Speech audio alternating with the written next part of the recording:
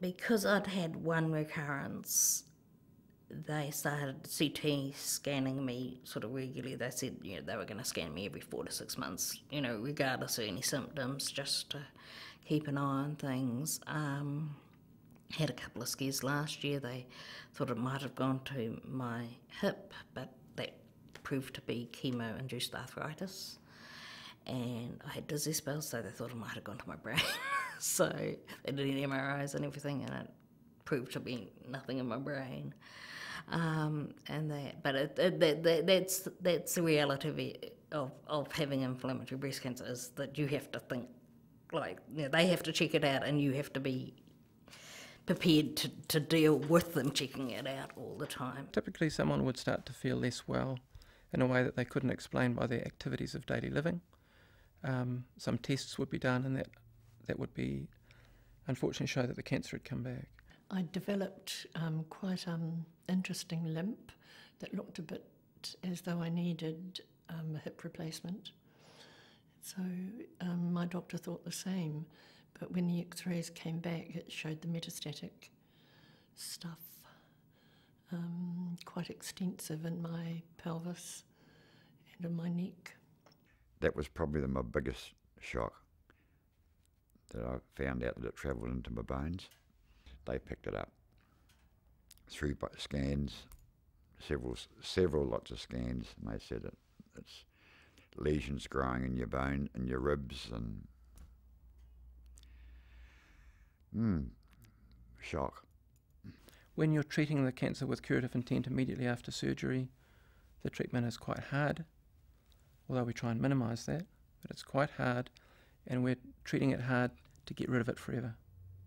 When it comes back, we have to balance much more carefully the benefits of any treatment against the side effects.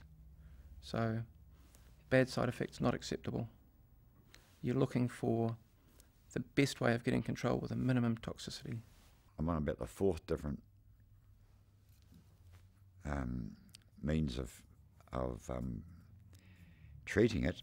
They're changing my pills and my ointment all the time. They'd done a CT in December, and there'd been a spot on my lung, and so they were reviewing that to find out whether they thought that was cancer. And when they reviewed the CT scan, they actually found something on my liver, and I found out last week that it isn't. I have now got cancer on my liver, which means I'm now metastatic cancer.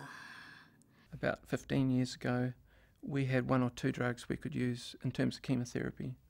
Now I'm routinely using at least 5 different lines, so one after the other, different types of treatment, so that keeps people alive for longer. Hormone treatments in the setting of hormone-sensitive breast cancer can control breast cancer that's spread for long periods of time. Focus is on control. At this point, we don't, unfortunately, believe that we can eradicate it at that stage, but we can control it and give people good quality time. He has said it's now looking at control rather than cure. And that's the thing, is there's a lot of different chemos out there, and they'll keep trying them. But the fact is, I'm never going to be in remission long enough to be cured from now on, and I am going to die of cancer eventually. It is going to be what's going to kill me, unless it's a complication of heart attack from all the treatment or something like that. I know it is terminal, but I live every day as it comes. Almost harder on him than it's been on me, because he's 8 years older than me, and all our planning around retirement and all those sort of things have all been that he was going to die first and I was going to be a old lady all by myself.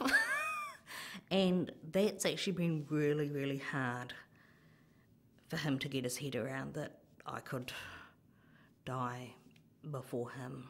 We have something called shared care here, which is where when we've got women who are having palliative treatments, we share the care with the hospice. So we're managing their cancer and trying to shrink it down, and the hospice is managing their symptoms related to their cancer. The hospice offers 24-hour access and knows exactly what's happening with that woman. So particularly in the middle of the night or on the weekend, if they were to run into problems and didn't know what to do, they just need to ring their hospice, and they don't have to explain themselves to, emergency department, a group of people who don't know them or know their story.